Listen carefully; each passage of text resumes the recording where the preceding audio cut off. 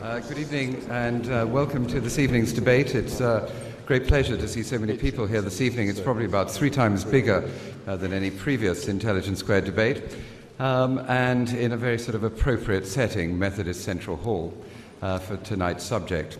I'd like to thank very much our distinguished panel of speakers and also our moderator this evening, Joan Bakewell, for kindly agreeing to participate.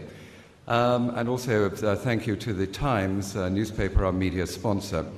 Our next event, there's a free event that is taking place tomorrow night. It's not a Intelligence Squared style event, it's a question time, which we're doing in conjunction with the National Trust on, never mind, the ice caps. And that is a free event which is going to take place at the Royal Geographical Society with David Miliband, Rosie Boycott, Professor Philip Stott. After that, we have 2 more. Our next debate is Prison Works with Lord Woolf, and after that, Democracy Isn't for Everyone. You've probably seen we've previewed the autumn season, which is going to, and tickets will be available on sale probably the end of April. First debate is Britain has failed Zimbabwe, so we're rather hoping nothing happens to change that motion. Anyway, all it does is to leave me to thank you all for coming and to pass over to Joan Bakewell. Thank you. Thank you, John.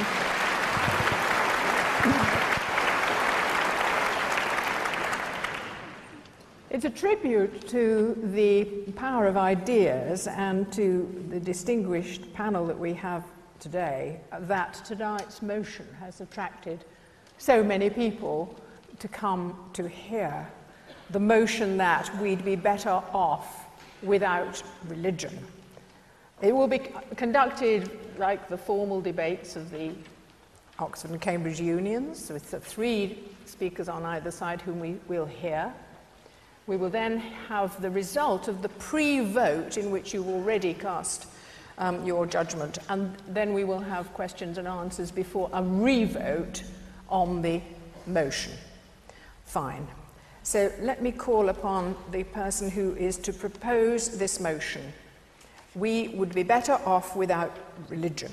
Christopher Hitchens, author, journalist, critic, writer over here, a figure in the cultural life of this country before he moved to Washington, where he wrote for Vanity Fair and The Nation. He started off on the left wing, moved very right, and has recently been defending the neocons, and his latest book, which is absolutely germane to this subject, is to be published in the coming months and is called God is Not Great.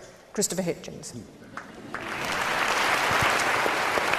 Thank you, John. You'll give me a minute, won't you?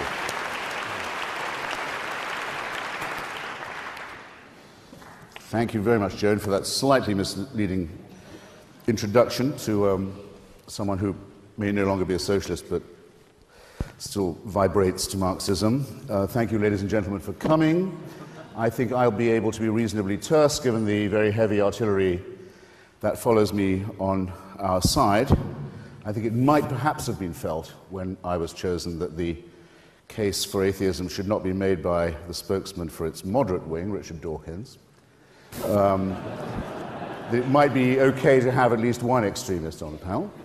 And I'll begin at once by recalling an exchange I had recently in Colorado Springs with a spokesman of America's evangelical broadcasting wing, a much overrated but nonetheless significant force in American politics. This broadcaster asked me, in response to my own statement of unbelief, he said, "I insist that you answer the following question, and that you answer it with a yes or a no." I braced myself. I accepted the challenge unseen. He said, "You are to imagine yourself in a strange city where you've never been before. You are to imagine nightfall coming on and you to be without friends or succor in this town. And you are to ask yourself whether you would feel safer or less safe when you saw a dozen men coming towards you in the dusk, if you were to know that they had recently come from a prayer meeting." This is I think I can justifiably say I'm relaying to you, comrades, friends, brothers, sisters, the challenge that was put by the religious to me. you'll see at once it's not a yes-no answer. You can't give a yes-no answer to that, but I accept it anyway. I said, very well, I won't give a Sesame Street reply, but just without leaving the letter B, I have been in that situation. In Bombay, in Belfast, in Beirut, in Belgrade, in Baghdad, and many other places too. And I won't tell you about all of them, but let me just, as it were, fill in some of those latent blanks. In Belfast, the capital city of one of the provinces of this, our United Kingdom, as everybody here knows, everything, culturally, educationally, economically, politically, socially, has been very gravely retarded for at least a quarter of a century. At least half a century and maybe more since partition, and before that, because partition is both the outcome and the cause of sectarian warfare in this town, by the simple fact that there are people there who are willing to kill not just one another, but one another's children on the basis of what kind of Christian they are. Horrible things are done, not just in pubs and clubs, but on the streets, on housing estates, on university campuses in that city still, despite the relatively good news we've had today, where the situation remains dominated by barbaric sectarian party leaders. On this and no other basis. Both churches demand that their children are sent to separate schools. They each agree with the other that above all things, their own children must be protected from the faith of another faith. I don't think I need to elaborate very much more on how horrendous the consequences of that have been and how they are enshrined, by the way, in our own constitution, which mandates that our own head of the church is also the head of the state and of the armed forces, with all the ludicrous Windsor consequences that you get if you found a national church on the family values of Henry VIII. These conditions, which are farcical in England, Wales, and Scotland, are tragic and ugly, only a few minutes flying time from where we sit. If I pass on from Belfast to, say, Baghdad, where I've recently been, and without reopening any of the arguments about the rightness or otherwise of the coalition intervention in Mesopotamia, I think it can be granted by any fair-minded person that what was most needed in Iraq after 30 years of fascism and war was a period of reflection, a short interlude of calm during which Iraqis could look about themselves and decide perhaps for whom they'd like to vote, perhaps what kind of country they'd like to live in, what kind of federal system they might wish to evolve, and to do so unmolested by violence or terror. The parties of God have vetoed every hope of that process. The parties of God now have the Iraqi people in their jaws, and they're saying to them, it's not enough just to kill foreigners or to rail against Jews or Christians or secularists. That's nothing like enough. It's only in Iraq, not only, mainly, chiefly in Iraq, that it's considered perfectly all right, in fact, a religious duty to blow up the mosques, to destroy the religious schools of other Muslims, of the Muslims of another school, not unlike the pattern of Belfast. It's not enough to have faith, you must have the right version of your own faith, or risk death, mutilation, and humiliation, and the destruction, the immiseration, the torture of Iraqi society is something that all of us can read about every day. Suppose we're to go to Beirut, the pearl of the Levant, the most civilized and beautiful and cultured city of the Middle East, and to see what happens when, for politicized reasons, a sectarian constitution is in place which says that the president of Lebanon must always be a Maronite Christian, that the speaker of its parliament must always be a Shia, that its vice president must always be a Sunni, that the Druze must have their share, and so on, leaving out at the very bottom, I'm afraid, such forces as Kurds and Armenians, but making everyone defined in their citizenship by their faith. Do I need to elaborate what that's done to retard, to bankrupt, to beggar, to disfigure, and to degrade what could have been an ideally plural and diverse and happy society? Remaining with letter B, shall I say Banja Luka? Shall I say Belgrade? Or just say Bosnia? again, one of the most civilized enclaves of the Balkans for many years, protected by a secular constitution and the remains of what had been a secular and democratic republic. And just look what happens when it is decided that it is a matter of faith that determines your citizenship, your allegiance, your identity, your nature, your rights. See the recrudescence in the Europe of the late 20th and early 21st century of Catholic fascist parties we thought we'd left behind at Nuremberg, the Ustasha. The recrudescence of forces like the Chetniks, the Serbian Orthodox fascists who took exactly the same view except the other way around. See the craven way in which our spineless media, which always defers to people of faith, say that it was Serbs who shelled Sarajevo or Croats who shelled Mostar, when what they should have been saying was, today the Christian Orthodox militia bombarded an open city round the clock, or yesterday the Catholic forces shelled Mostar from dawn till dusk. They didn't do it because it's a matter of taste. We're supposed to respect people of faith, and we're supposed to respect them while they do that and do that and make this sort of excuse. There aren't enough words, in my lexicon at any rate, to express the contempt that I think any right-thinking person must feel for this conscription of this kind of medieval barbarism. Joan will tell me when I've got a minute. I don't know whether I'm yet trespassing on my rivals and my allies' time, but if I was to add Bombay to this list, the city that was very nearly ruined by the sectarian partition of India in 1947, 1948, where once again people were told it's a matter of faith what kind of Indian you are. You may have to become a Pakistani if you're Muslim. You may have to lose your life on the proposition. You may not just be a Hindu. Bombay more or less survived this, the terrifying ethnic cleansing and the pogrom that ensued when the subcontinent was mutilated and maimed and partitioned on this basis in the hopes of a genuine Indian unity and independence, ruined by way of appeasement of people of faith. But Bombay sort of recovered until recently, when now its name has been changed, its minority citizens persecuted, intimidated, driven out by a new Hindu nationalist party, the Shiv Sena, that says that, again, if you do not follow the right God, if you don't accept the supernatural as a real force in everyday life, you are not worth whatever it takes to become or to remain or be treated as an ordinary, democratic, civilized human being in, again, one of the great cities of Asia. Now, it's not part of my case, and I'm sure it's not part of Professor Grayling's or Professor Dawkins's either, to say that religion is the reason for all of this, or the exclusive or sole reason for all of it. I think it would be crude and reductionist to say that. But who is going to argue, I'll be fascinated to see, who is going to argue that the matter of faith, that the religious allegiance, that the preachings of religion have not in all these cases gravely exacerbated, gravely deepened, gravely poisoned and prolonged all of these things that have made our tenuous civilization extremely difficult to defend, uphold, maintain, let alone to advance. I don't believe this case could be made. That's for a simple reason, because religion is not provided to us by revelation. It doesn't come from the heavens. It doesn't come from the beyond. It doesn't come from the divine. It's man-made. And it shows.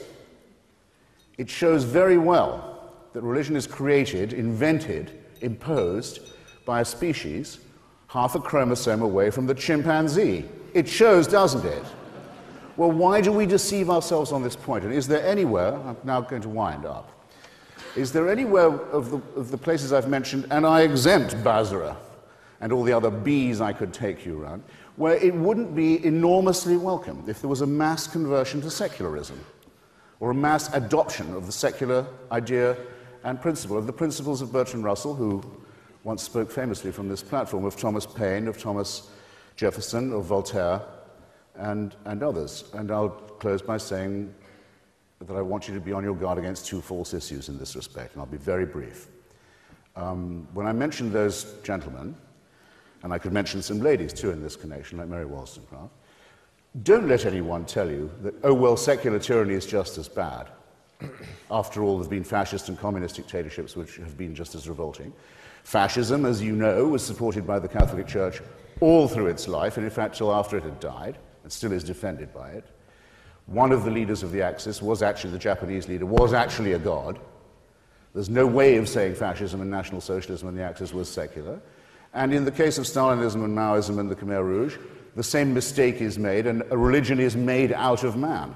It's the religious impulse itself that I think we need to oppose, to criticize in ourselves as well as in others. The argument from faith, in other words, the argument from certainty. So those of us who maintain this may not be described, my closing point, as fundamentalists or secularists, as certain cheap and demagogic and opportunist forces have recently been suggesting. We do believe in evidence, we do believe in skepticism, we do believe in reason. We hold our views with as much conviction and principle as any God botherer does. But we are open to the argument, and we're going to prove it tonight to you. And don't let anyone dare to imply there's a moral equivalence between us and the fanatics and the fools and those who think they know God's will and can tell you what it is, who are our enemies, and your enemies too. So, I beg to propose the motion that stands in our name. Thank you.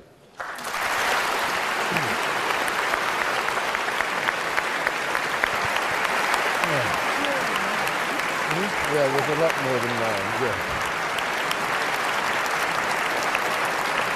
The motion is opposed by Dr. Nigel Spivey, who is a teacher of classical art and archaeology at Cambridge.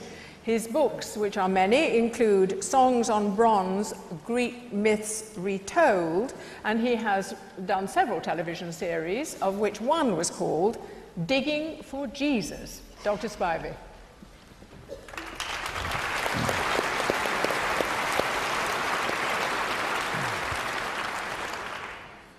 The proposer of the motion began by saying he was putting the case for atheism. And with respect, Christopher, I'm going to start by saying this isn't a debate about the existence of God. It's a debate about us mortals, the crooked timber of humanity, and how the practice of religion in general affects us. Karl Marx famously described religion as an opiate. Jonathan Miller thinks it's more of an amphetamine, gets people overexcited.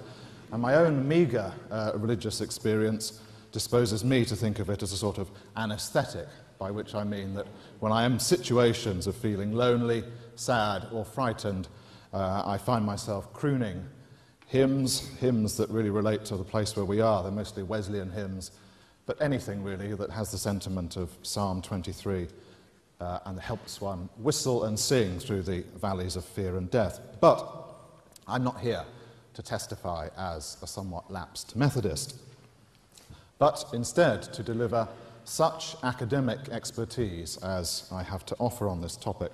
It's brief, has to be brief, but in my view it is so compelling that when we arrive at the conclusion in 6 minutes' time, I'm half afraid that everyone will walk out. And I'd like you to promise not to do that. Otherwise, this will be an embarrassment to the organisers and to ourselves. I'm going to talk about archaeology and anthropology and start with the news from archaeology, the long-term view. As far as we can tell, the species of Homo sapiens roamed the world for thousands of years before becoming, as it were, religious. Something radical happened in our minds, our cognitive systems, about 40,000 years ago. We started to make things for the sake of beauty, not utility. We started painting pictures, carving sculptures. We started using symbols, and that probably included talking to each other, making music, painting our bodies, and so on. This is referred to by archaeologists as the creative explosion. And it's a consensus that there's this kind of grand collective takeoff of our human capacities in the Stone Age, or the Upper Paleolithic, to be precise. And one aspect here I think I ought to highlight, which is that one of the features that appears at this time, 40,000 years ago, is that humans start burying each other properly. And they start, with these burials, to put down flowers, gifts, and other signs of what we take to be some kind of succor or consolation and possibly a belief in an afterlife. There is some debate about whether our doomed rivals, the Neanderthals, had these sensibilities, but the consensus is that Homo sapiens is a species uniquely hardwired for metaphysics. I've written about this in an understated book called How Art Made the World, and I'm not going to go on any more about it. But this archaeological evidence for the genesis of art, religion, and culture in the creative development of Homo sapiens is not easily discounted. And it sets up an evolutionary pattern. It explains why, I think, when John Lennon or Richard Dawkins asks us to imagine a world without religion, you find your mind wandering, and you're wondering what a world would look like without King's College Chapel, without the Taj Mahal, without Hagia Sophia, the Blue Mosque, the Parthenon, the Pantheon, the Sistine Chapel. Venice I've got down here, and I think just about all of Venice qualifies. And you become aware that even while Nietzsche in the 1880s was declaring that God was dead, at the same time you've got Van Gogh manically daubing away out of religious fervour, and a little later on that you find Kandinsky more coolly explaining why this nexus of art, music and spirituality made such an essential and indissoluble alliance for our quest for transcendental satisfaction. And it's why, when I'm asked to imagine a world without religion, it does tend to end up looking like, dare I say, a suburb of Swindon, with the only spire that pierces the sky is the Tesco's clock. Well, we've got a few minutes for the anthropology here as well. Once upon a time, there was a classics don at Cambridge who sat in his study, and he compiled a voluminous series of case studies gathered from around the colonized world about how pre-industrial societies kept up peculiar and primitive practices. So they cowered when the thunder started rolling, they danced for rain, they would copulate in the fields to ensure a good harvest, and so on. It's a literary masterpiece, this work by J.G. Fraser, The Golden Bough, subtitled A Study in Magic and Religion, and in Fraser's words, it set out to chart the long march, the slow and toilsome ascent of humanity from savagery to civilization. Beautifully written, but it's all tosh, and most anthropologists would say so today. In fact, it was not an anthropologist, but another Cambridge individual, Ludwig Wittgenstein, who made some remarks, offhand as it seems, about Fraser's Golden Bough, and pointed out that Fraser's method was fundamentally mistaken. Fraser supposed that savages, these so-called savages, made their sacrifice to graven idols, or they danced for rain, out of ignorance and superstition. But as Wittgenstein argued, the essence of ritual is performance, it's expressive. It's something that you can't gloss with a reasonable explanation. In Wittgenstein's word, we can only describe and say, human life is like this. Have I got time for an analogy? 1 minute, probably not time for the analogy. I was going to tell you about the risks of attempting to react violently to a computer when it does something stupid, which is based on the analogy that Wittgenstein gives of hitting the ground when you're angry. It's not because you think you're going to hurt the ground, it's because you want a release of rage. I will just briefly, incidentally say that it is a very bad idea to hit a laptop. William James, the American psychologist, showed a century ago that there is no logical connection to be made between the fact that our ancient ancestors made errors of scientific reasoning, mixed them up with their religion, and the conclusion that all religion is a big mistake. Logically, that just does not work. If I had another hour here, I'd like to expatiate on the extraordinary phenomenon of how one religion overlaps with another, and how especially the persistence of sacred behaviour from the pagan to the classical world is something, the yew trees in the churches, the roots of the cult of the Virgin in antiquity, and so on. But I'm going to end up by saying that around the world, whatever we say here tonight, around the world, the sea of faith rolls on. It rolls on because faith is not some kind of atavistic relapse, but part of our creative and ingenious nature. It's a force by which we humans survive. And the conclusion is that this fact is attested archaeologically, anthropologically, psychologically, and, I dare say, neurologically. And the conclusion would be that for the next hour or so, can I tell you this? In a sense, we are wasting our time debating that we'd be better off without religion. It's not an option. Religion is part of our human makeup, and it's going to be a very interesting time that we spend, but essentially it's not a topic for debate. It's the way that we are. Brilliant. Well done, Roger.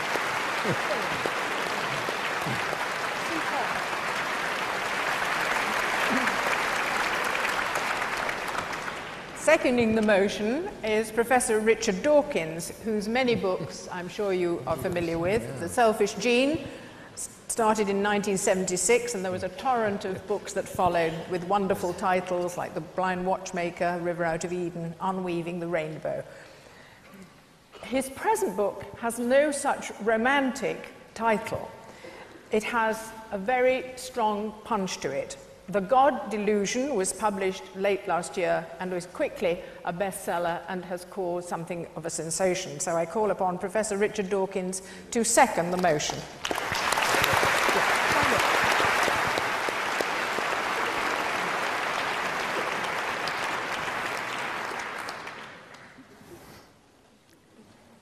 I do not believe that religion is the root of all evil. Thank you, Channel 4. Religion is the root of quite a lot of evil, but that didn't make for a very catchy title. I just want to briefly reply to Dr. Spivey a couple of points. He says we're fighting a losing battle because religion is a part of our human nature. Well, speak for yourself. It's not a part of mine, and it's not a part of the great majority of my friends in universities in England and the United States and elsewhere. He also said, if we had no religion, how would we do without King's College Chapel, the Sistine Chapel, etc.? Well, you know, artists have to make a living, and in the time when the Sistine Chapel was built and its ceiling was painted, you know who had the money. Artists such as Michelangelo had to go where the patronage was. We shall never know the ceiling that Michelangelo might have painted if he had been commissioned to paint the Museum of Science, for example. We shall never know what Haydn's Evolution oratorio might have sounded like, or Beethoven's Mesozoic Symphony. Now, I suppose that apologists for religion would be likely to put forward 4 reasons for believing it to be a good thing, 4 things that religion does for us, and I call them explanation, exhortation, meaning morals, explanation meaning explaining the world, where we come from, where the universe comes from, and so on. Exhortation, what is good, what is bad. Inspiration, and consolation. And I think my colleague Anthony Grayling is likely to cover some aspects of exhortation. I shall be brief on that, therefore. Consolation, I often encounter people who say, but if you take religion away from people, how are they going to survive? How are they going to manage when they're bereaved, or when they lose a loved one, when they fear death themselves? And it's a reasonable point. It is certainly possible to obtain consolation from a lie. Many people will say, if you ask them, would you like your doctor to tell you when you have a mortal illness and you're only going to live another 6 months? There are people who will say, no, I would rather my doctor lied to me.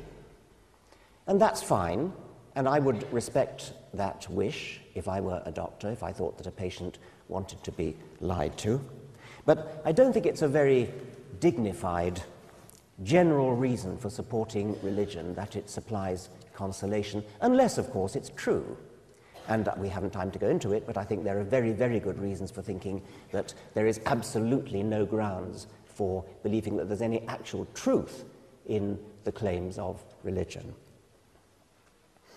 So those who gain consolation from religion, I must confess that I rather liken it to a child with a dummy in its mouth. I don't think it's a very dignified, a very respect-worthy posture for an adult to go around sucking a dummy with a comforter, which is what I think it essentially is. Inspiration, well, I've always found the inspiration, the heavens declare the glory of God, all things bright and beautiful, and so on, to be paltry, parochial, small-minded, compared to the inspiration that you can get by looking at the world of science. Deep space, deep time, as the late Carl Sagan showed us, deep complexity in the study of life. The scientific study of these profound, beautiful, elegant mysteries is one of the greatest achievements of the human spirit. And insofar as religion offers an alternative or even positively stands in the way of scientific activity, then I think we would be well rid of it. Which brings me to the other of my 4 categories, explanation. In the field of explanation, science has all the cards. Religion used to aspire to a reasonably good hand, but no longer. There is no reason to suppose that any religion, any religious book, any religious teacher has anything to say whatsoever about such questions as where the universe comes from, what life is all about, what life is for, any of those questions, which once upon a time religion provided the best available answers. These are now completely washed up. There is no evidence for them at all. And it's worse than that, because the point I want to end up with is that religion debauches education insofar, and it's quite a long way, insofar as it interferes with the education of children and students. It's not just the teaching of falsehoods, it is that the indoctrination of children in the virtues of faith leads them to be immunized, to be placed on their guard against the enemies of faith who they are told will come. It's as though it's rather like a computer erecting a firewall to prevent incoming information.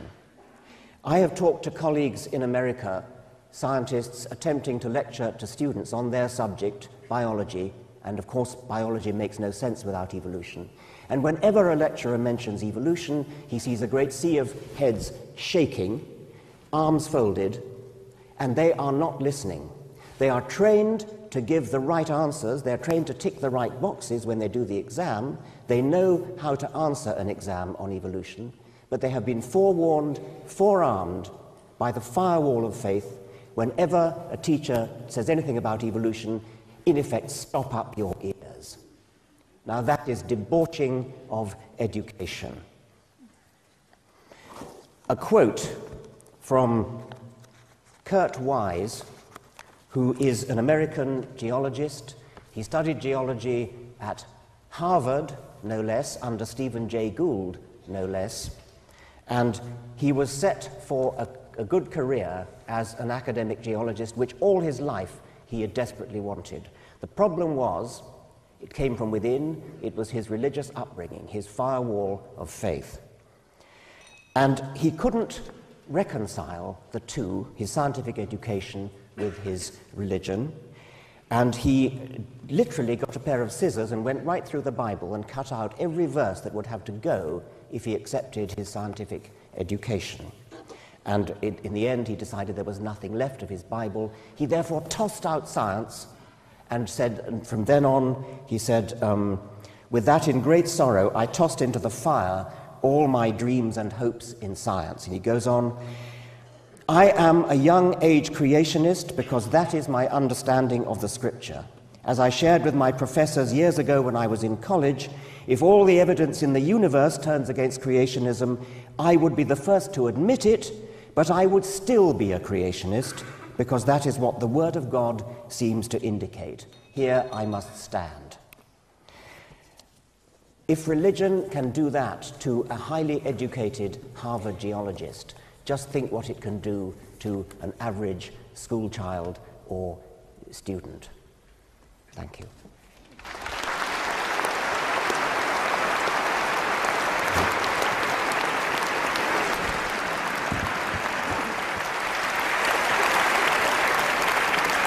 Our next speaker against the motion is Rabbi Julia Neuberger, who was rabbi of the South London Liberal Synagogue.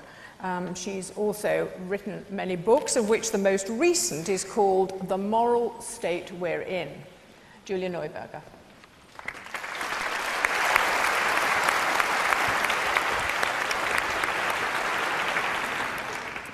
Well, ladies and gentlemen, I'm delighted to be here, and thank you all very much for coming. And I'm rather wondering what connection Roger Scruton is going to find with Methodist Central Hall after Nigel Spivey, as I, as a child, as a member of the West London Synagogue, used to come to overflow services for the High Holy Days here. And for those who know about the Yom Kippur, the Day of Atonement, a fast day for 25 hours, can you imagine this hall, as full as it is now, with us all fasting and the scent of fish and chips slowly wafting up through the floor? So I have strong memories of my father conducting the services as a lay reader and being here. But perhaps that's not quite the meat of tonight's motion. I'm about as liberal a rabbi as you can be without falling off the edge. Nevertheless, I'm profoundly opposed to this motion. First, let's look at how religion is described. For the perception of religion that we've heard is simply one I largely don't recognise. It doesn't seem to recognise or understand the role of religion in many societies where the question of belief takes second place to how you mark your life events, how you're celebrated at birth and at maturation, how you mark marriage, childbirth, old age and death, how we mourn, how we betroth and how we divorce. Had you asked the members of my old congregation where I was rabbi for 12 years in South London whether they believed in a personal God, and if so, what the nature of that God was, they'd have looked completely astounded at you. Many of them weren't believers, as it appears the opposition here, or perhaps I should say the proposition, understands it. They simply didn't feel like that. They weren't certain. For them, the idea that you would have creationism taught in schools would be simply appalling. Unlike people who are confirmed atheists, however, they had doubt, they had uncertainty. At some point in their lives, they had a sense of the other, of a different, superior presence within and beyond them, and on other days their doubts were stronger. But they behaved as if they held a stronger belief. They prayed, sometimes with true humility and piety, and sometimes out of habit, by rote, a bit like Nigel's Psalm 23, which is very comforting in times of trouble. They lived their lives according to the seasons of the religious festivals, celebrating Passover with its message of liberation from slavery, each year recognizing its moral message, but more or less certain as to whether it was divine intervention that caused the liberation at all. They marked the Day of Atonement, asking forgiveness for their sins, some years more, some years less conscious of a divine being that would listen to them. At best, they used it as a day to reflect, and the season beforehand to make peace with those they had offended in the previous year. At worst, it was a ritual recital of a recognition that we all do wrong, and that there's some value in a day of reflection on how we behave, and a form of what I can only describe as spiritual spring cleaning. I make the point to show that not all religion is theologically consistent. Indeed, when the greatest Jewish scholar of the 20th century, Rabbi Dr. Louis Jacobs, Alav HaShalom, was asked to write a book on Jewish theology for the Catholic publishers Darton, Longman and Todd, he insisted that they called it a Jewish theology because Jews have so many different views and so many different opinions. The old joke, 2 Jews, 3 opinions, isn't in fact a joke, but it's a statement of fact. Belief matters a good deal less than how you live your life. Indeed, the test of the good Jew is what you do and how you behave, and not really at all about what you believe. So one reason I feel so strongly that we wouldn't be better off without religion is that by no means all religion is fundamentalist, extreme, exclusive and damaging. At its best, it's something modest, inspiring and sustaining. The modern division, to my mind, should be seen as that between those full of certainty, who scorn the beliefs of others and have a dogma of their own that allows no real debate, and those who are occasionally full of doubt, but who are tolerant and who are respectful of other people's views. That division is by no means between the religious and the secular. The Crusades, Islamic, Jewish and Christian fundamentalism, fascism and communism are all the results of total certainty. For me, the moderates, religious or not, are the ones who need to unite, and those moderates within the religious world have much to give, to teach, and yes, also to learn. I've lived and worked within modern, non-orthodox, Enlightenment-influenced religious communities most of my adult life. Communities for whom the idea that revelation is a once and forever event is complete anathema, but for whom the idea that we are put into this world with a purpose, however dimly we may perceive it, is a given. With all the passionate rationalism that convinced atheists bring to bear, they miss the experiential, what motivates so many people to do good. It is that sense that we are here for a purpose to make the world a better place that has led so many to social reform that wouldn't otherwise have taken place. It was, for instance... Christopher, we'll have the questions later, Christopher. You'll get your turn. You'll get your turn.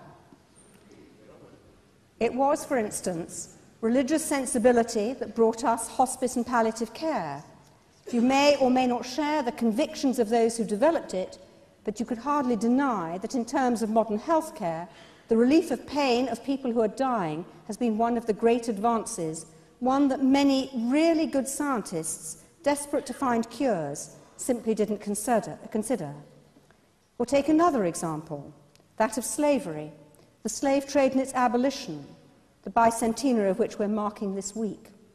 Plenty of religious people were involved in the slave trade, and plenty of pretty irreligious people too. But it was the strong religious sensibilities of Wilberforce and his colleagues, largely but not wholly Quaker and nonconformist Christians, that brought an end to the slave trade in Britain. Not soon enough, not humanly aware enough, but as a result of religious thinking from the Puritan tradition on, often profoundly influenced by that Old Testament God that so many people so deride. But they preached, they persuaded, they campaigned, they demonstrated, and they finally got the change through. Or take a more recent example, the Make Poverty History campaign, which had a mixture of people of all ages, races, religions, communities present in Edinburgh nearly 2 years ago, and that has certainly influenced British politicians to give more aid. On those platforms, speaking to crowds of whom many were motivated by their religious feelings, there were imams and cardinals, rock singers and politicians, people of faith and none, gathered together inspired by a cause.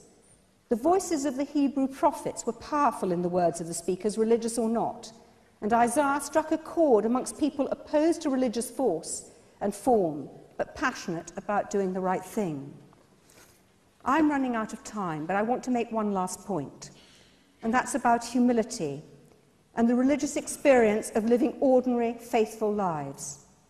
Working as a communal rabbi, I saw ordinary people trying to live good lives who wanted and want to do the best they can in an imperfect world, to even up inequalities where they could, and to, if you like, try and campaign for social justice. They recognised an obligation to give 10% of their income away to charity each year. Some of them cared for profoundly disabled people, either at home as carers or professionally, giving service because of their sense of purpose. Anything but arrogant, they were bound together by a sense of duty to family, community, and the wider world. They were and are profoundly good people looking for honest ways to live honest, decent lives. In my view, if we didn't have religion, would be even more selfish, self-indulgent, certain and cruel, more than we already are. Religious people can without doubt be all those things, but they can at best change the world because they believe in moral purpose, experience a sense of inspiration above and beyond themselves, as many of us do, and inspired by their belief to act. Thank you.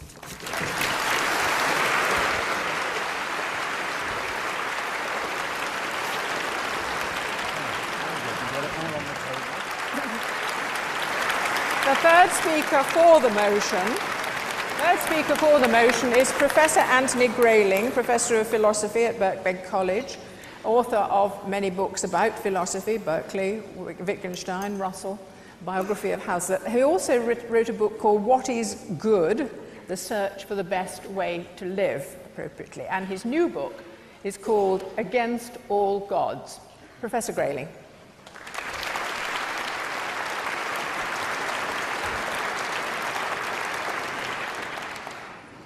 When one gets up to speak this late in a debate, one's a bit tempted to quote that Hungarian MP who, after a long discussion in the Parliament in Budapest, stood up and said, everything has been said, but not everybody said it yet. And it's my turn. Some of you might have noticed the news item today about the Pope Benedict XVI, giving a sermon last weekend in Rome and telling the congregation, reminding them perhaps, that hell is a real place. It's a palpable, tangible place, and the eternal fires of hell really exist, and those who don't accept Jesus, he said, I'm paraphrasing here, will roast eternally because of their failure to do so. And this shows how very up-to-date Pope Benedict is, because obviously he's heard about tonight's debate, and this is an intervention. Although I've been trying to work out all day on which side it's an intervention. And is he trying to persuade you to vote, against the motion, or is he actually a fifth columnist on our side of the argument? Well, it isn't clear. Now, I imagine a Martian PhD student. I suppose there are also PhD students from Venus as well, but this was a Martian PhD student who is studying the ethical systems on planet Earth, and has read all the documents, all the treatises, all the philosophical works, the scriptures, the teachings of the Holy Fathers, and has come to the point at which he's got to do some field work. And so he is beamed down by the Martian equivalent of Scotty to Waterloo Station at rush hour, so there are plenty of people about. And he falls into conversation with people having coffee, waiting for their trains. And he asks them a question, actually rather an astute question. He doesn't ask them what they think is right and wrong, good or bad, and why. Instead, he asks them this. He says, what kind of people would you like your children to be when they grow up? He asks them this because he wants to get from them, to elicit from them, their very best thoughts about the best kind of life. And so he knows that he's going to catch them in a sober and well-judging frame of mind when they think seriously about what kind of people they'd like their children to become. And he finds, when he's talked to enough such people, that there's quite a consensus among them. They say things like this: I'd like my children to be responsible people. I'd like them to take responsibility for themselves, get an education, get a good job. I'd like them to have a family and friendships, deep friendships, because they're so valuable and enriching. And with their family as well, I'd like them to care for their children tenderly and carefully, and I'd like them to bring up their children to think for themselves and to take responsibility for themselves. I wouldn't want my children to be just always submitting to the authority of, I don't know, a politician or a teacher. Or, I'd like them to be inquisitive and to inquire and to think for themselves. And then the Martian PhD student says to them, it's absolutely extraordinary that all you people say these things about what you want for your children, because this is nominally a Christian country, isn't it? I mean, and isn't it the case that even if you no longer actually believe the tenets of the Christian faith, you were sort of in the position of the young man from Moldavia? You remember that little poem? There was a young man from Moldavia, couldn't believe in the Saviour, so he erected instead, with himself as the head, the religion of decorous behaviour. And this was meant to be, deduced or inferred, at any rate, from the basis of Christian morality. But this nominally Christian country, says our Martian, how can it be that you said what you said? It's astonishing. Because in the New Testament, you are taught to take no thought for the morrow. Consider the lilies of the field. Don't have a pension. Don't put money aside. Don't educate your children and help them to prepare for a future. Take no thought for the morrow. The lilies of the field don't, and yet you are not arrayed as these. Also, give away all your money, give it away to the poor, and follow me. Then you are going to, if you have possessions, it's going to be very, very difficult for you to get into heaven. The eye of the needle, well, we know how that's been glossed in the centuries since, but it just says it's more difficult for a rich person, a comfortably off person, to get into heaven and to pass through the eye than for a camel to pass through the eye of a needle. In other words, the teaching of the New Testament ethics, which I would submit to you is not bad as teachings of ethics go. It doesn't really compare to the great systems of Aristotle, let us say, or the Stoics, or of Buddhism. Theravada Buddhism is not a religion. It doesn't have any supernatural beings in it. It's a philosophy. Or of the moral outlook of the Enlightenment, or of some of the thinking about the good life, the well-lived, decent and responsible life today, none of which appeal to the existence of supernatural agencies as the source of a divine command. All right, the Christian ethical outlook is one of the better of those. And yet when you look at it and you see what it demands of you, it is very contrary to the way we think of a decent life now. And moreover, it says, I imagine the Martian PhD hearing from his interlocutors on Waterloo Station that they want their children to be happy. Happy, says the Martian PhD student. I mean, it says, blessed are they who weep and mourn. I mean, don't you want them to be miserable so they can get into the afterlife? I mean, it looks as though there's such a radical inconsistency between one of the better religious ethical outlooks and what it is you want from your children, that it's very hard to know what to think about it. Because, after all, says the Martian, I've been reading all the documents. And as a result of reading them, I said to Scotty, the chap who beamed me down from Mars, I said, look, be very careful, won't you, about where I end up, both time and place. So I don't want to end up in Israel at the time of Moses, just in case they mistake me for a Midianite or an Amalekite or any of the others who were massacred. Please don't, make sure I don't end up in Spain in the late 15th century with Torquemada, or in Calvin's Geneva at the time he was burning Michael Servetus, or in Zwingli's Zurich when he was drowning the Anabaptists, or please not in today's Baghdad, Bombay, Beirut, even Belfast for that matter. Make sure you get me to Waterloo Station in 2007. Because when I'm not thinking about the better of the religious moralities in the Christian New Testament, gosh, really? I think about all these other teachings, I find that it is not simply a question of the teachings being very questionable, or not just a question of the practice allegedly based on those teachings, which is very questionable, but the entire assumption, the entire outlook about what it is to be a good person and to live a good and decent life, which is so at odds with the way we in our secularized modern Western liberal democracies have come to see as life of achieving and flourishing and doing well for others. And I end on this one note. Julia pointed out that, and so indeed did Nigel, that religion and its inspirations and the art it's produced and the rest have played a very important part in what you might call, and what I might, just speaking secularly, call the spiritual aspect of our lives, our emotional and intellectual responses, our enjoyment of beauty, our desire for love. And I mention this to you as Hitch, in his eloquent intervention during that moment, was implying, those who don't have a religious outlook appreciate a fact about human beings, that for all their capacity for greed and unkindness and cruelty and the rest, they also have a remarkable capacity for the good, a deep sense of connectedness with other people and a desire to be connected with the world as a whole. You look at people in their gardens, or going for a walk in the country, or at a concert, or looking at pictures in an art gallery, and you see that you don't need supernatural agencies or religions or ancient scriptures to explain the fact that human beings are capable of good, and that most of the good that there is in the world has come from that source and not from some alleged supernatural source. Many thanks. Bravo.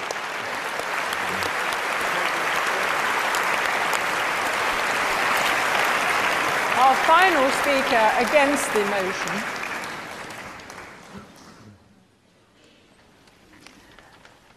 more of that later. Our final speaker against the motion is another philosopher.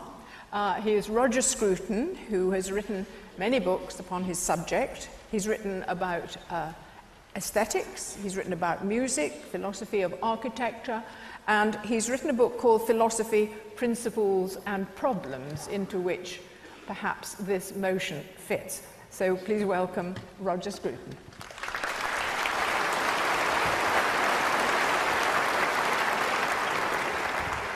Thank you very much, Chairman, and thank you everybody for being here for this extraordinary debate.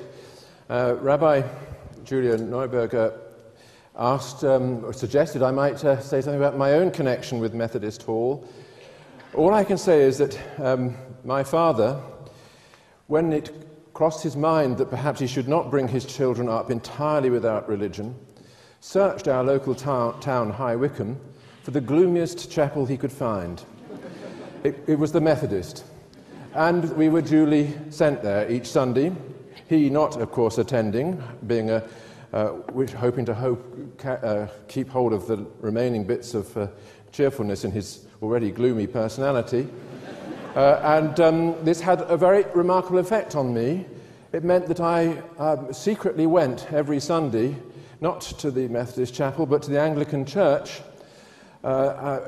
and also to confirmation lessons thereafter, not unconnected with the presence at those lessons of a very attractive girl in a white Macintosh.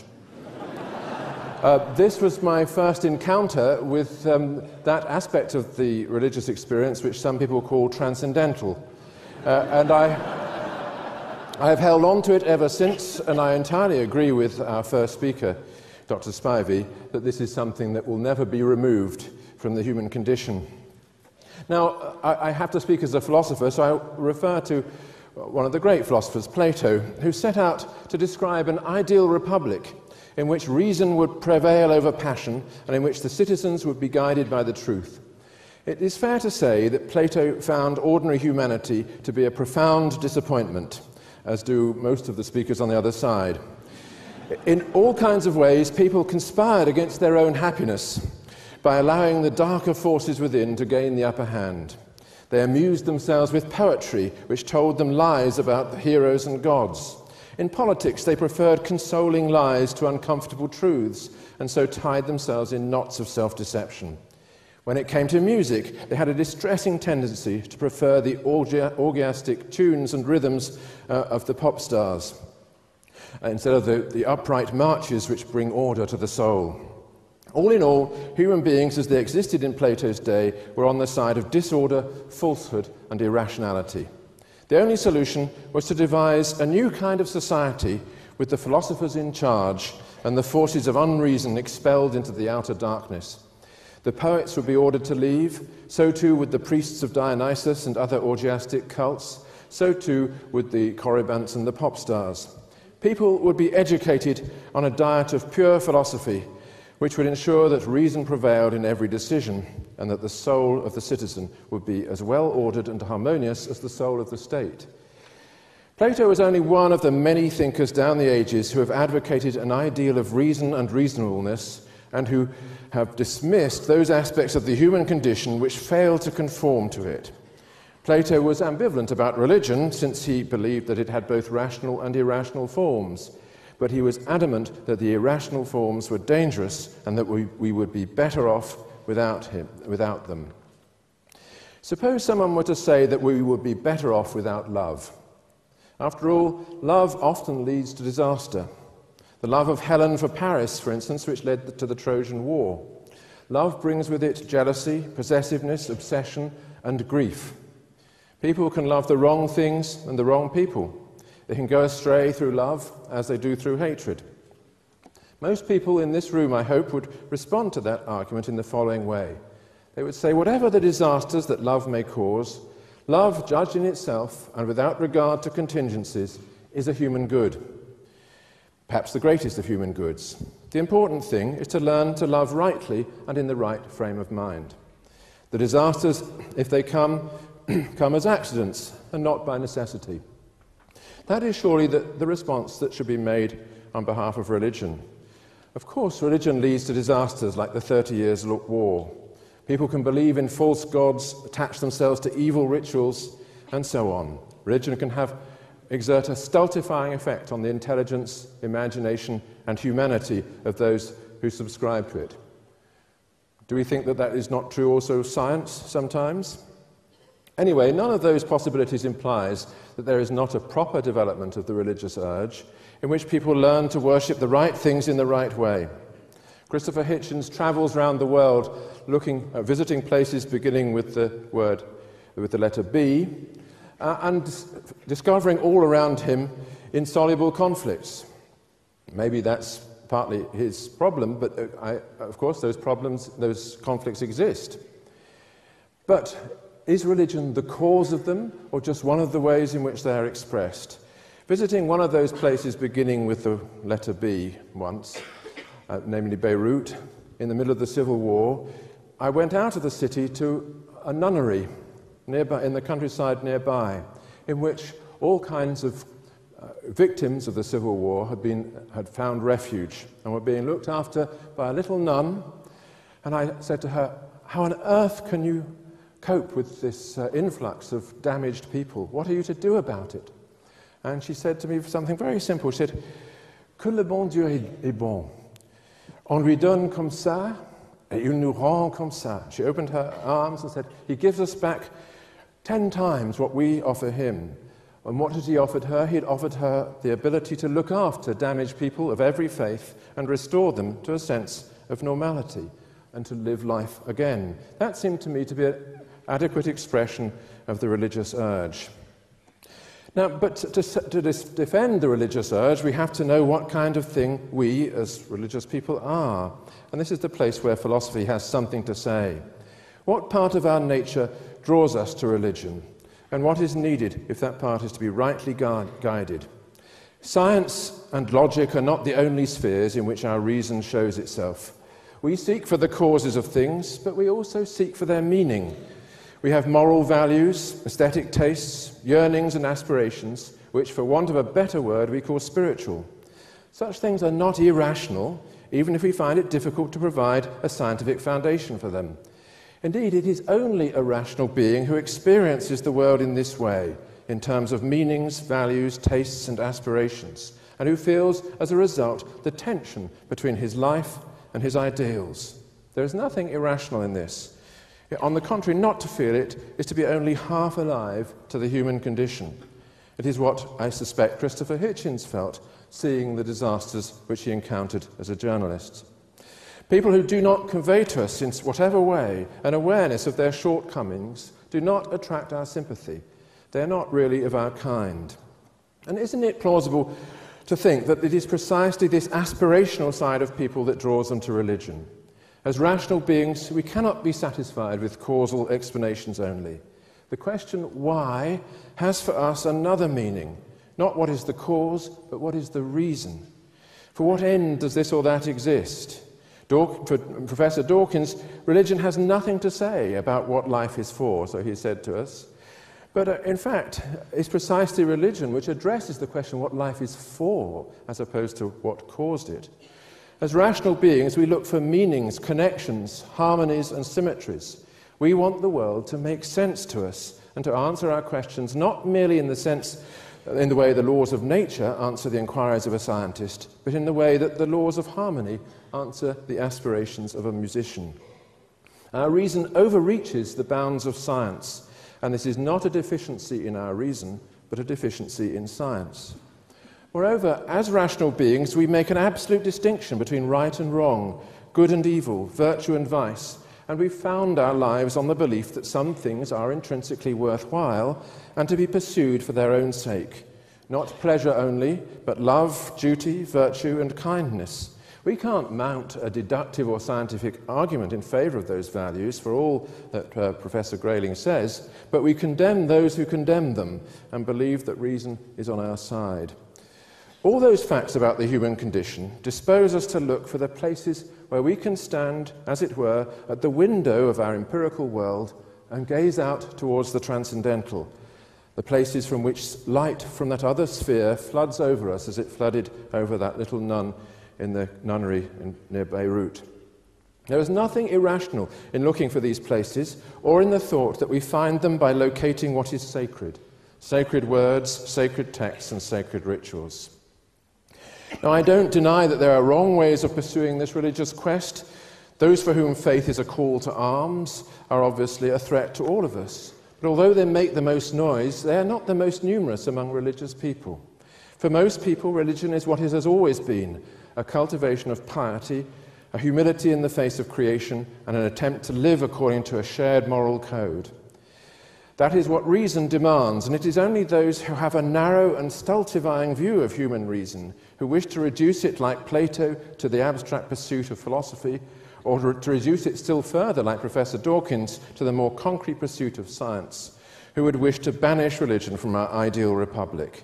It is only such people who are, in my view, the enemies of reason, who could imagine that this constant companion of our species, which has been at our side through all our sorrows and all our joys, is somehow superfluous to our real requirements and can be kicked out of the city gates, along with all the art and poetry and music that makes no sense without it, and all the aspirations and ideals that it implants in the ordinary human soul. Thank you.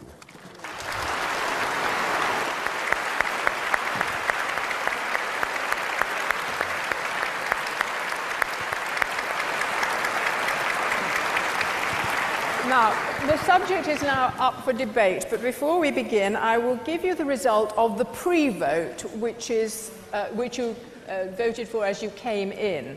And on the motion, we'd be better off without religion. There were 826 votes for, 681 against, which is a majority for the motion of 145, but there were 364 don't knows. So this is time to make up your mind. There are microphones in each of the different areas, and I'm happy to take questions and put them to the different people on the platform. There's one conspicuously here at the moment, but I'd like to take several at once. Let's start with that one. Hi, can someone take a microphone over there too for me, please? Yes. Hi. Could I ask Professor Grayling, Dawkins and Christopher Hitchens if they are strict materialists or physicalists, by which I mean that absolutely nothing exists except the physical universe, or if they're willing to allow for the possibility of a further reality, or indeed realities, other than the physical universe. Right. Who will take that question? Anthony? I'm the least qualified, so perhaps I'd be the one. Richard, can you hear me? Well, I thought I had a microphone. Well, can you hear him now? The microphone's on. Yes? Is it on or not? Yeah. Well, as the least qualified, I think I could probably be the most brief. I don't believe anyone on the other side can tell me that there's a non-material universe. It's a matter of Occam's razor, really, ladies and gentlemen. Those who say they know that there's a God, which is what a religious person must believe. They can't say it's optional. They can't say it's another name for human rights or charity. They must say they do believe there is something supernatural that provides faith. They can't get out of it like the rabbi tried to, by confusing it with good works. They must also say, if they're religious, that God knows what we should do, what we should eat, with whom we should have sex, in what positions, and so forth. If they don't say that, they're not religious. I'm very sorry. Now, I think it's very easy to tell right away. I may not know, in fact, I don't believe with my cranial capacity, even Professor Dawkins' cranial capacity, it's possible to know what's happening with dark material. We may never be able to know. But don't put your trust in anyone who says that they do. Those people are eliminated from the argument right away. They cannot be right. They have been practicing an imposture on the human species for centuries, for millennia. We happen to live in the lucky period where their claims have been found to be false or superfluous or super-erogatory. There is therefore no other way in which you can decide your vote tonight. Professor Dawkins. I would just add to that the science of any one century is going to be superseded by the science of future centuries, such that if somebody from, say, the Middle Ages were to be brought back by a time machine to now, they would find mobile phones and computers and jet aeroplanes. They would be indistinguishable from magic. They would appear to be supernatural. So I am a materialist. I don't believe there is anything supernatural. But don't think of that as a denigration of the natural, because if you were to come back in 500 years' time, you wouldn't have seen nothing yet. The physics, the engineering, the biology of 500 years' time will be so far advanced over today's that we might well fall on our knees and worship it as supernatural, but it wouldn't be. It would be the evolved natural. Anthony, do you want to add to that? Yes, just very quickly, I second both those sets of remarks, of course.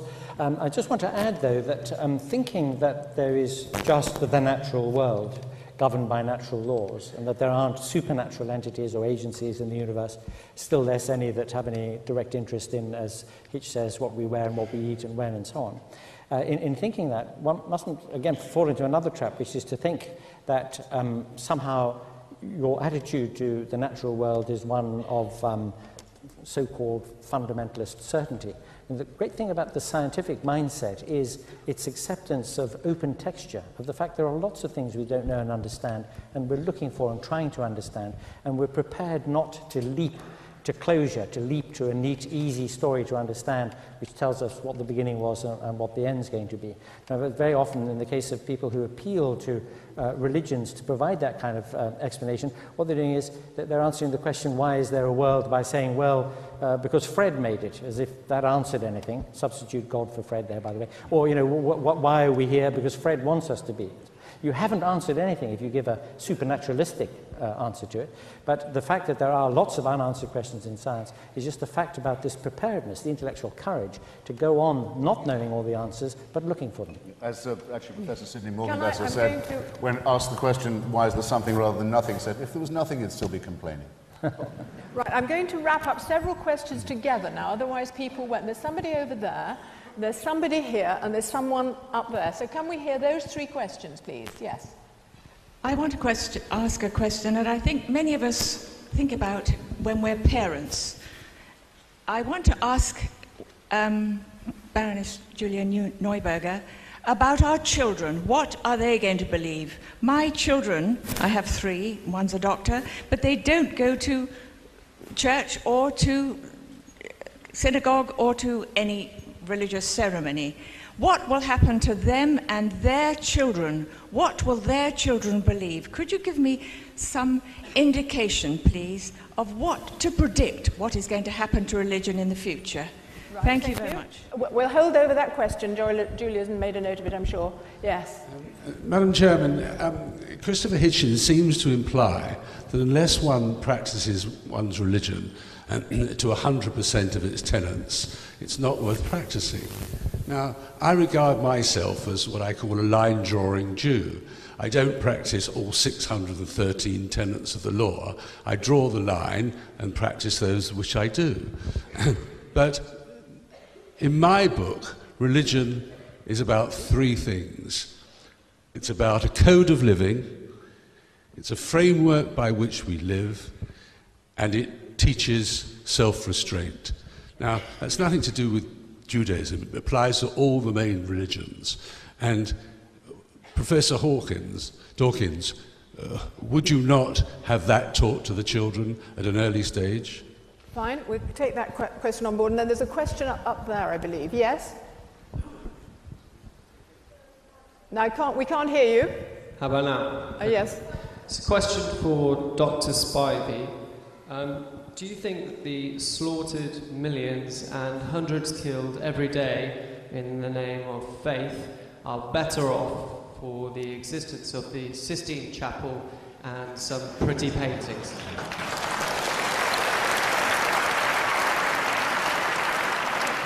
Right, the first question about what are we to tell the children, Julia Neuberger. Well, I don't know what you tell the children, in that I think that you were really asking me to predict what they will believe. I can only say this, and it's something that worries me. I describe myself as about as liberal as you can get without falling off the edge, and I rather resent, I must say, Christopher Hitchens telling me what a religious person has to believe. I think I'm the rabbi and he's probably not. But nevertheless, let me come to the point about what I think will happen. And I think it's terribly worrying. I think a lot of our children will be people who hold no very clear belief. It'll be a rather woolly mush, I would say, if they have much in the way of belief at all. We've desensitized them, I think, very often to those things about religion that I believe matter. What I think is extremely worrying is seeing a rise of extreme religion, so that their children, your grandchildren, may well be the ones who are sent to faith schools, may well be the ones who are given a rather extreme and somewhat separatist and intolerant view, because I think we're going into a cycle where that is going to be more and more acceptable. And as somebody who believes that the moderates should band together, whether religious or not, I think we should be very, very worried about the move towards extreme religious belief and the desire to teach all our children in separate boxes rather than together. But I think the generation of our children have got a problem. Christopher Hitchens, will you take the question about, Christopher, the question of... I'm sorry? The question about the line-drawing Jew, the practice of religion being about the tone of living, a framework, and about self-restraint. Well, that's dead easy, just like the rabbi just now. His religion is man-made too. He decides what he'd like to believe. It's a la carte. He says, shouldn't my children be taught, self-restraint, responsibility, care for others, and so on? I don't believe in the rest of it, don't believe in the prophets, don't believe in the mountaintop, don't believe in the revelation. Well, nor should you. But how dare you suggest to us that we couldn't teach our children self-restraint and respect for others and the golden rule? How dare you?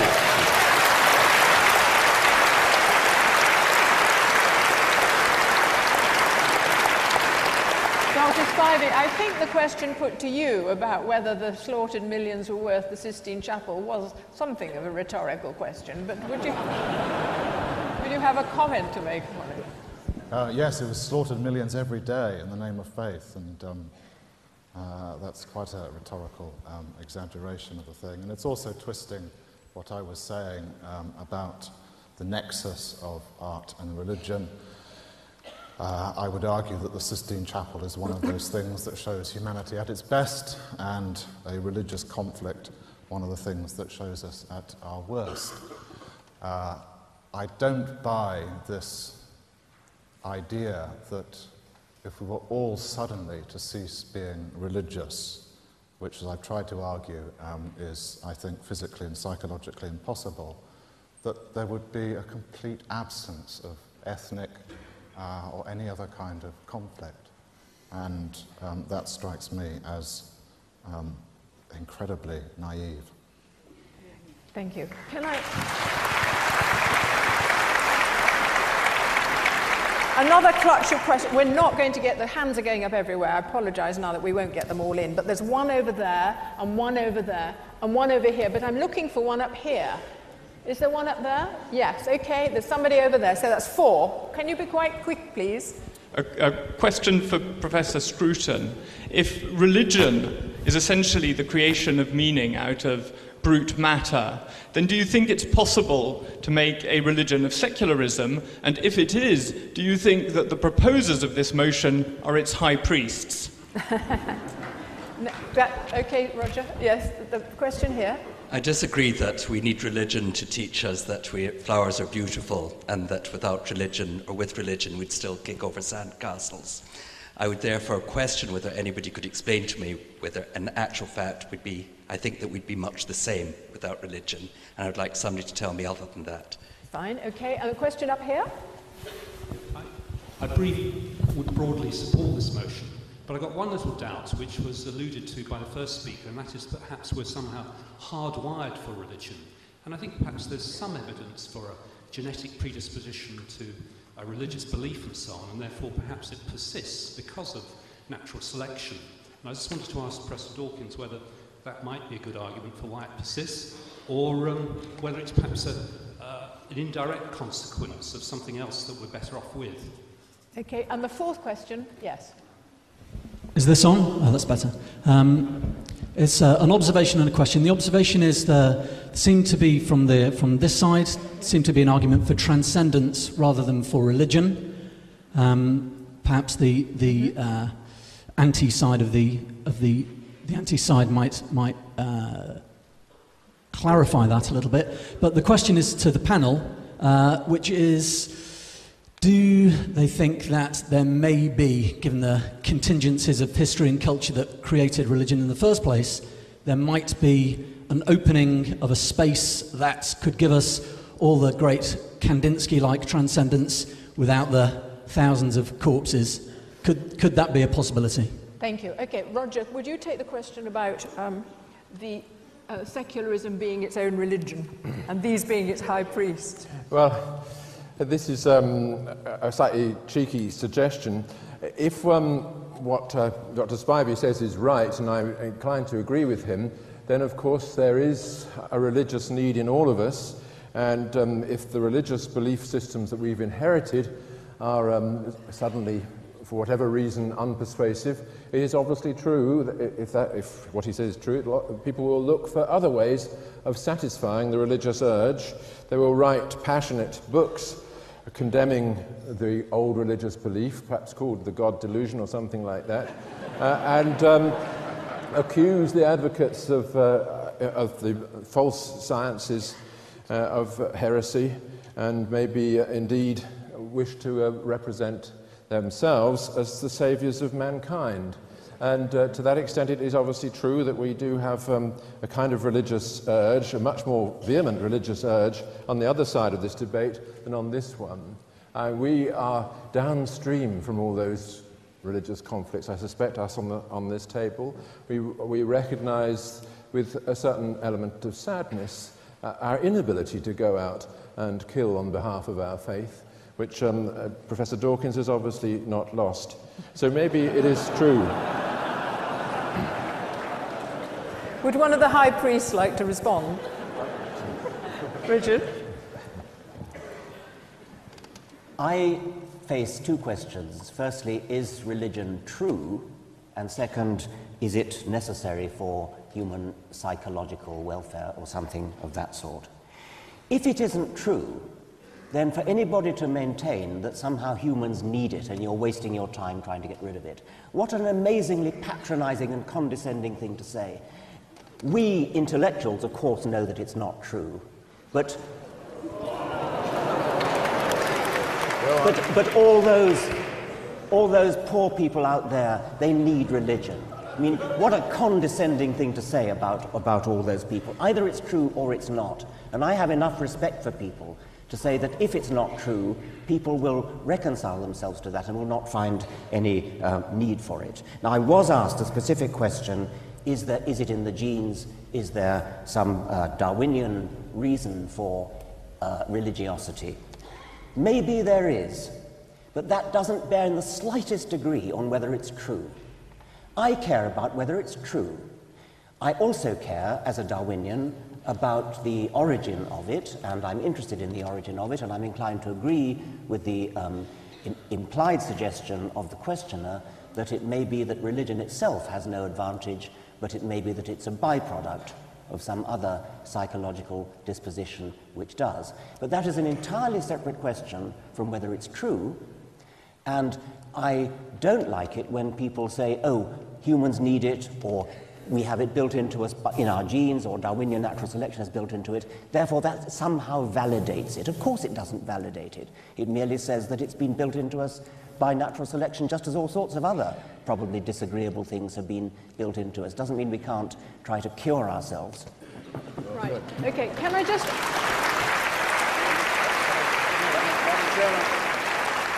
Quickly. The point about transcendence. Well, I was going to actually put that to Roger Scruton as it was addressed to that particular side of the argument. But we I think were that's asked only fair. if we could have transcendence without thousands of bodies, and I'd like to speak to that. Right. Just very briefly. The answer, of course, is yes. I mean, it's a wonderful fact about human beings that they have this yearning for the absolute, that they sense the numinous, that in moments of great passion, infatuation, deep love, they feel that they're in touch with something which is richly important to them in their experience. Those are facts about human beings. In order to explain those facts, you don't have to go to the supermarket of ideas and take a deep frozen box out which says Islam or Christianity or something. You don't need that explanation. This is just a fact about us, and a very wonderful fact about us, and it may be that we can express that all the more wonderfully if we didn't try to parcel it up in these explanations which are in so many other ways irrational. And might I just yes, Christopher? A sentence to add to this, but we don't want people to live without wonder or mystery, and in fact we thoroughly recommend, take a look through the Hubble telescope, see if you can get over what you see, the unbelievable beauty and symmetry and majesty of what you'll see. And you want to exchange this for the burning bush? I don't think you will once you've done it. Read a page of Stephen Hawking on the event horizon, for example, and see if that isn't awe-inspiring enough for anybody. And you're seeing there the future of a potentially much more noble and ennobled and enlightened and emancipated humanity, where none of these discoveries and none of this awe and majesty requires that you kill anyone in the name of some man-made idol or god or superstition. For heaven's sake, let's get this out of the way. Roger,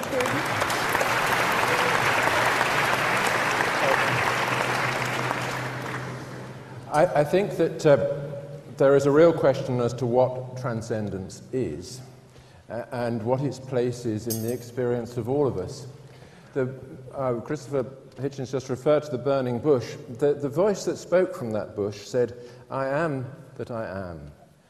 It reminded us of this very peculiar word which all of us use, the word I, which doesn't identify any material object in the world in which we are situated, but nor does it identify any object out of that world. Just what does it mean? What is it to look at somebody, into somebody's eyes and see the other eye that's looking out at you? That is an experience of transcendence in itself. It is the raw material from which all religious faith is constructed, and it is part of the metaphysical obscurity and unintelligibility of our predicament, that we're all faced with this experience every day. And religion makes sense of it for many people. Even for those who don't have religion, that experience is still there. I have to move on quickly. The final two questions, one up there and one here. And then we have to have the revote and a summary from each of the speakers. It's going to have the questioner from up there, please. Good evening. Question for Richard Dawkins and and Christopher Hitchens. By what measure do you conclude fact, and does Darwinism satisfy that measure? In other words, how do you protect yourself from deception, and how did Darwinism or evolution pass that filter? Fine. Are you taking that on board? This question here? Yes, I'm from the National Secular Society, and I'd like to ask the opponents of the motion whether they think that life for women and homosexuals would have been better or worse without religion. Fine. Thank you. Okay. Fine. A question about the measure. The measure, I wasn't quite sure what the speaker asked. Fact. Yes. The measure of the factuality of evolution is the same as in any other science. Some of the things that scientists have found are found with great confidence. Scientists are always open to the possibility of being proved wrong at some point in the future, but there are some things that seem at any one stage in history far better demonstrated than others. The fact of evolution is about as well demonstrated as anything we know. It is absolutely certain by the normal standards, the same kind of standards as we are certain that the Earth rotates and the Sun doesn't go around the Earth. Formally, we have to say, well, that's a hypothesis that might one day be disproved, but we all know that it won't be. And evolution has now come into that category. I don't mean that Darwin's theory of natural selection, at least as the only driving force of evolution, that probably should be treated as slightly more uncertain. But the fact of evolution itself, by which I mean the fact that all living creatures that have ever been looked at on this planet are cousins sharing a common ancestor, that is as secure a fact as any in science. And the question... Only because I was named, Please? Because I was asked by name, I feel very tentative to second Professor Dawkins in this area, but I would just remind you of what Carl Sagan said on this, which was, he said that there is no doubt that evolution has occurred. It's in the molecular biological record, it's in the fossil record. There are disputes about how it occurred. The Darwinian theory is only the original one of how that might have taken place. And Darwin himself set out as an original taxonomist in order to prove the truth of Christianity, just as Sir Isaac Newton believed in alchemy and Joseph Priestley, the discoverer of oxygen, believed in the phlogiston theory. We are always ready, all of us on this side, to be self-critical, to have a war within the war among scientists, among those who believe in innovation, evidence, hypotheses, and their testing.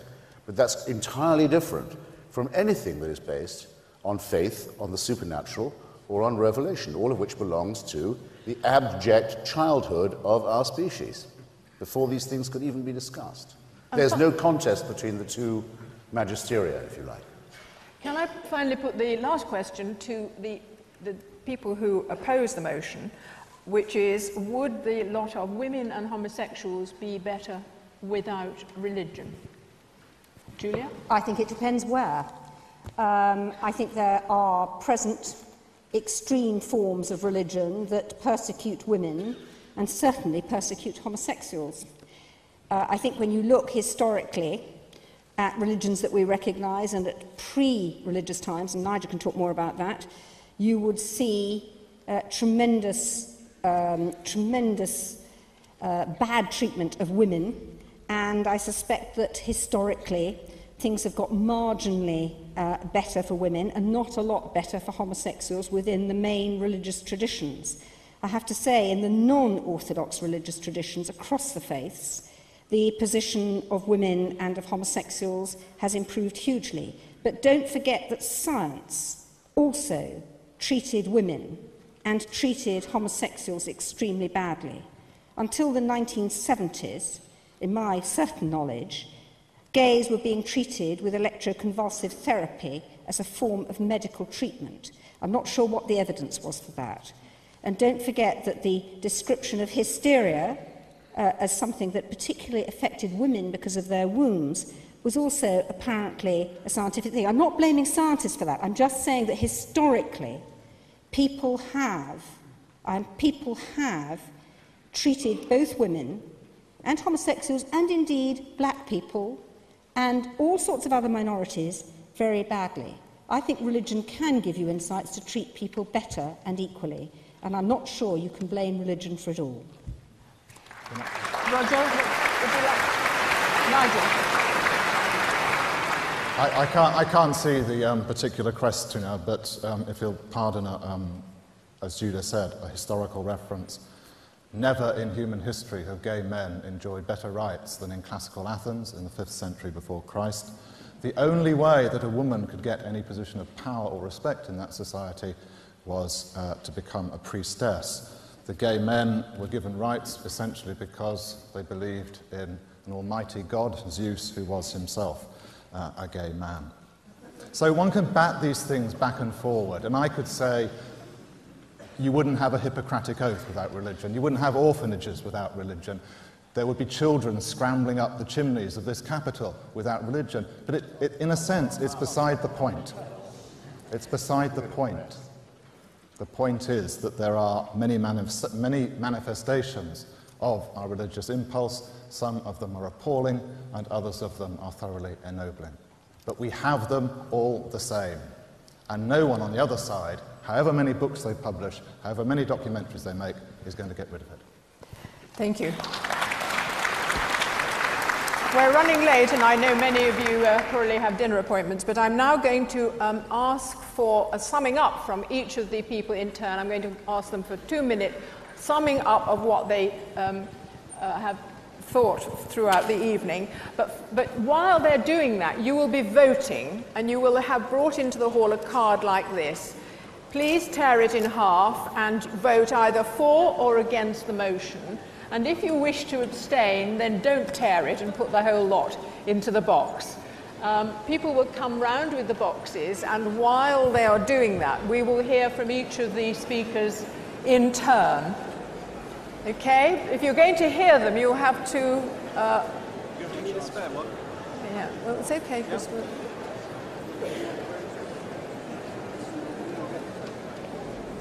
Okay.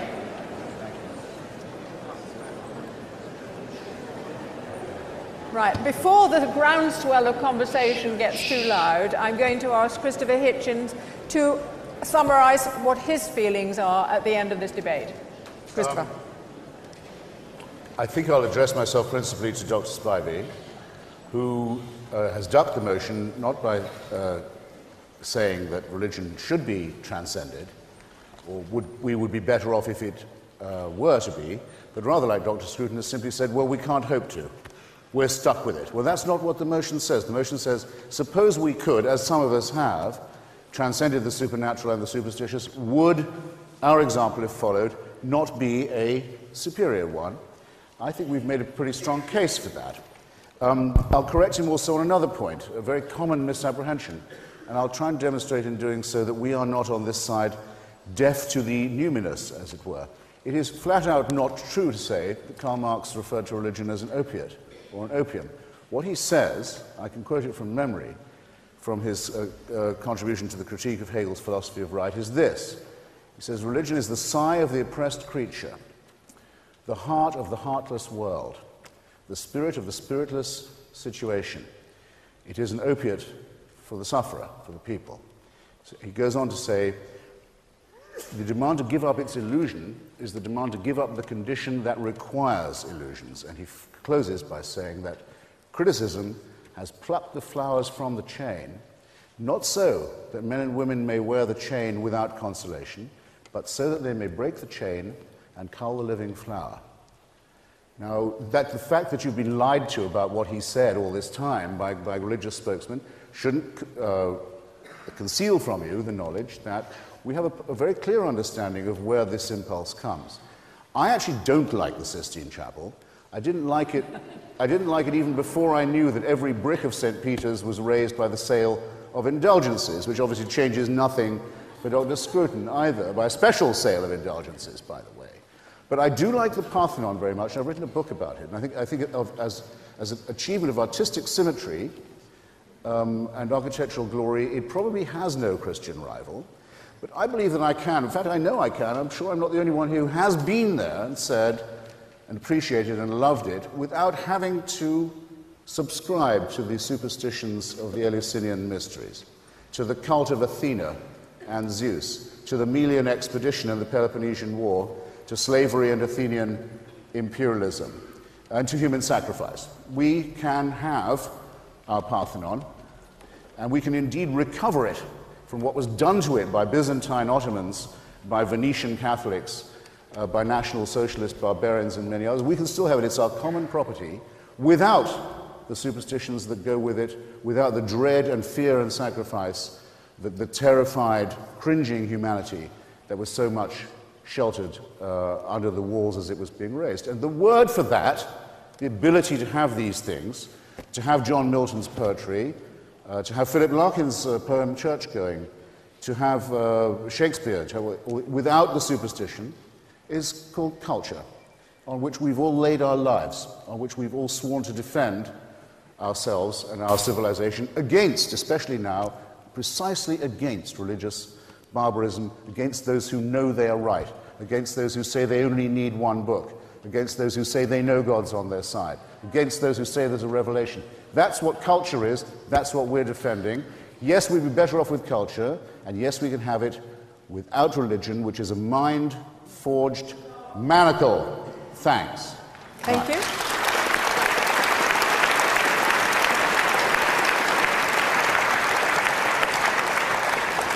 Nigel?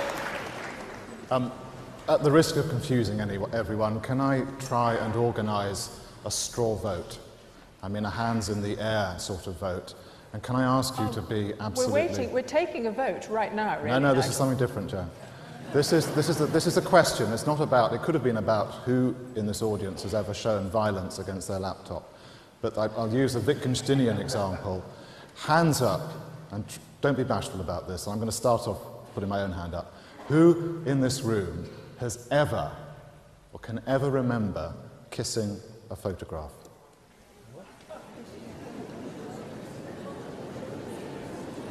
Slightly less than I might have anticipated, but if you've done that, you have behaved as, in a sense, Wittgenstein is saying, we all behave as ceremonious animals.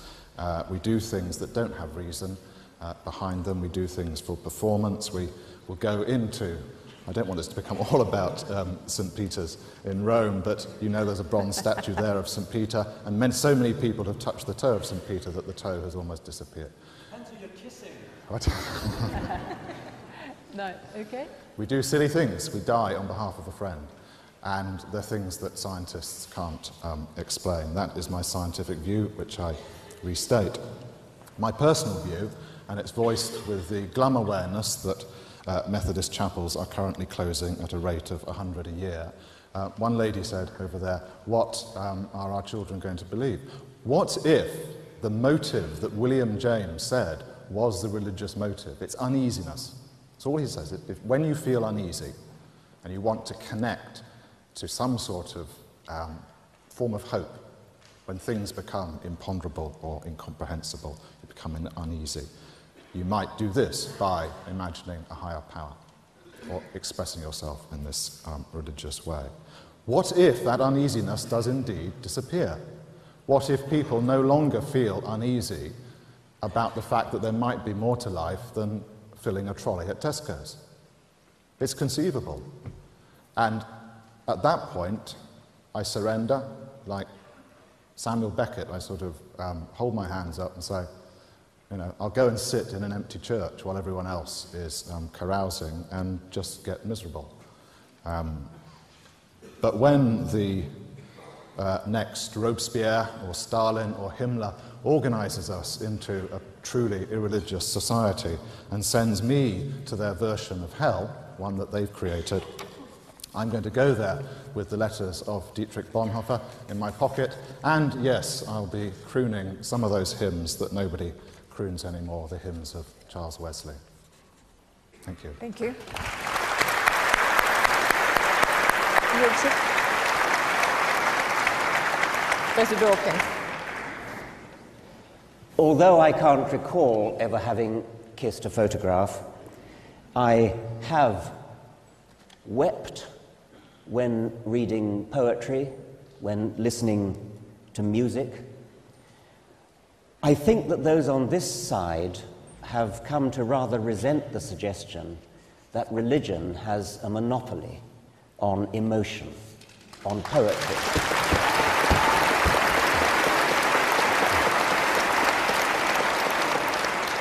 On sympathy, on empathy.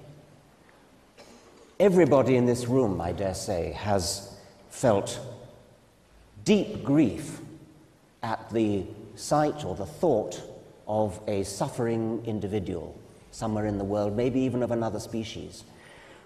That does seem to be something in humanity, to feel empathy with suffering.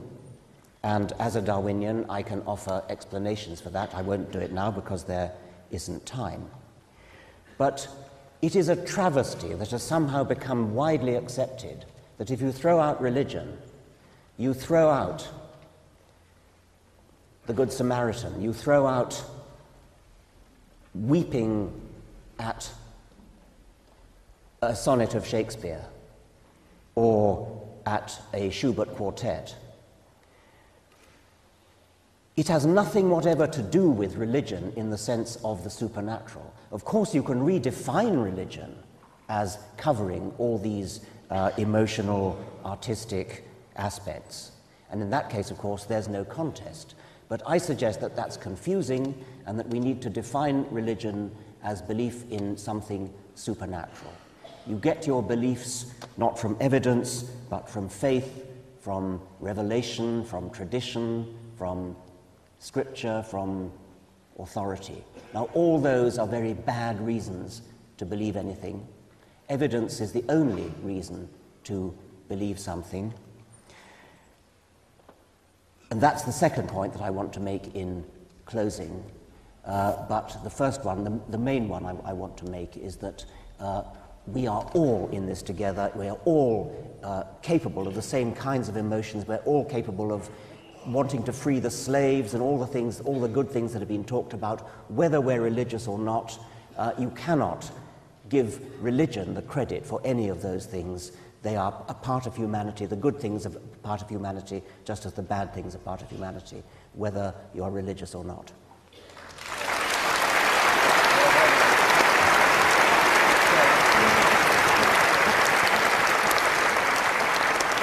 Julia Neuberger?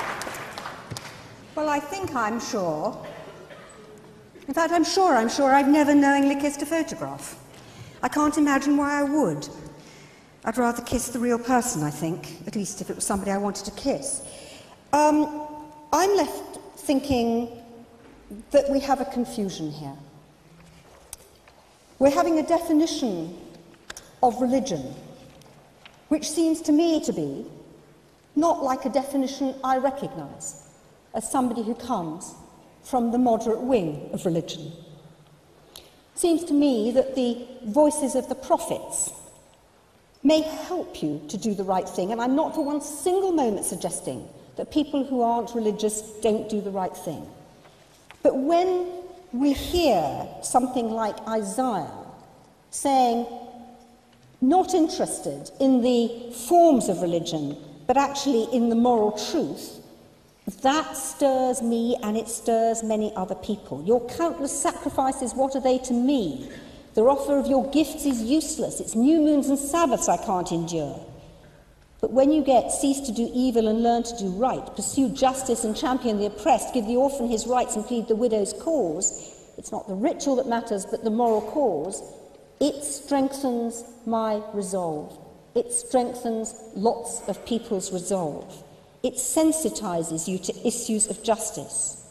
And for many of us, religious but not fundamentalist, there is a voice of God that we can hear within us, and yes, I suppose, in Richard Dawkins' terms, that is a supernatural. It may be our consciences, a prick of shame or guilt at what we've done, or perhaps even worse, what we haven't done. And we live our lives aware that we're being judged by ourselves first and foremost, but also by something above and beyond us for whom we always fall short. Now, we can believe that without certainty, and we can wonder at creation along with Richard Dawkins, believing in evolution too. You don't have to be an extremist to be religious, but without religion, our world is the poorer.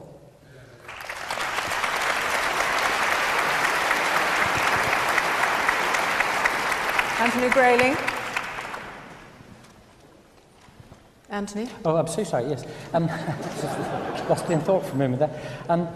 I think it's perfectly clear from the conversation that we've had among us this evening that to do good, to be good, to want the good, to want it to prevail, you don't have to be anything. You don't have to be a subscriber to Hinduism or the Olympian gods or the Norse gods or anything.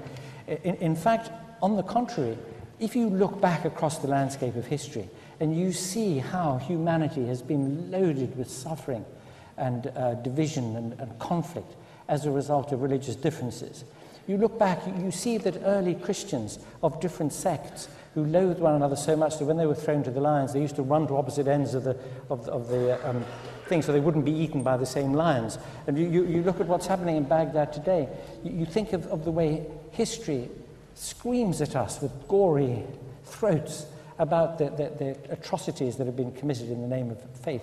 And you ask yourself, isn't it the case that these very natural, very warm feelings that human beings can have for one another when they know one another individually, and it becomes impossible to generalize. I mean, if you know somebody from another nation or another culture, another ethnicity, you know somebody well personally, it's very, very hard to continue to generalize, to accept the sorts of divisions that people want to impose because of labels, because of the identities that they choose for themselves.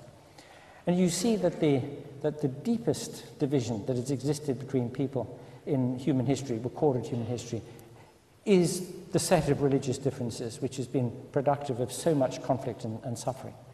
And you think of that and you move to the individual sphere. You think of the teenager who is anxious because his private feelings may be leading him into sin, or he's done something that may damn his immortal soul because he's been told that it will. You think about the torment of that. So on every scale, you can think of ways in which religion, religious belief, religious hegemony, religious oppression has stood in the path of the good.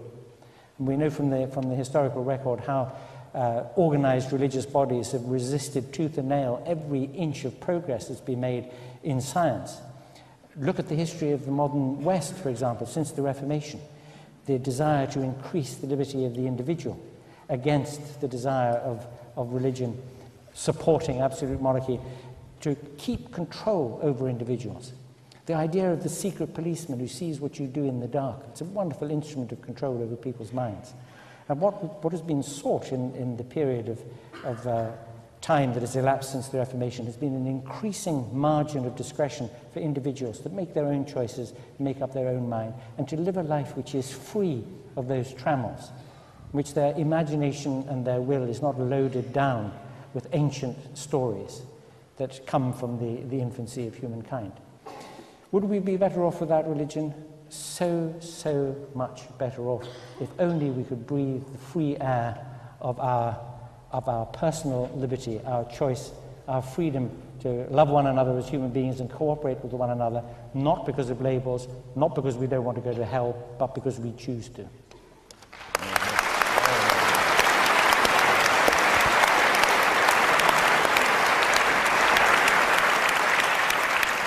And finally, Roger Scruton. I think that there's a misunderstanding on the part of those who've been proposing the motion as to what we on our side have actually been saying. I don't think anybody here has wished to deny the atrocities committed in the name of faith, though if we are to reduce this argument to that kind of head counting, we ought at least to acknowledge the atrocities committed in the name of atheism, in the last century especially. Mao Zedong, Stalin, Lenin, Hitler and a few others are pretty impressive in this regard, but these are very vulgar and unimportant arguments for us. We know that nobody in this room is remotely tempted in that direction. The real question is what religion can do in the lives of people like us. Is it something that can benefit us, or is it something that will harm us? Now, I think Professor Dawkins is absolutely right to say that religion does not produce the moral and aesthetic emotions that so many of us value. It is not at least the only producer of those things. They lie deep in human nature, perhaps alongside the religious urge, but separable from it. The question is, having been separated, do they have the same chance of survival? Now, my view is that this question is not about the truth of any particular religion, and I don't think that the question of the truth of religion is a scientific question anyway. It's a question, as Thomas Aquinas recognized, of the ultimate dependence of existence, of being, on some ground or some final explanation. But I don't think the question is about truth. The question is about whether our religious feelings, which undeniably exist, can be focused rightly or wrongly, and if they're focused rightly, whether they produce the kind of redemptive effect in our experience that religious people claim. And I would say that if focused rightly on the creator of the universe, who created it out of all-embracing love, then they will always reflect well in our individual lives. Thank you, Roger.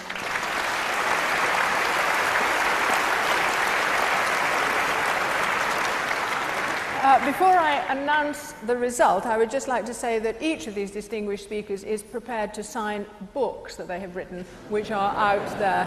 What a captive moment, just as you want the result, but you should know that. Also, I would, before you all rush off the moment I've given the result, say how grateful we all are for hearing this debate tonight.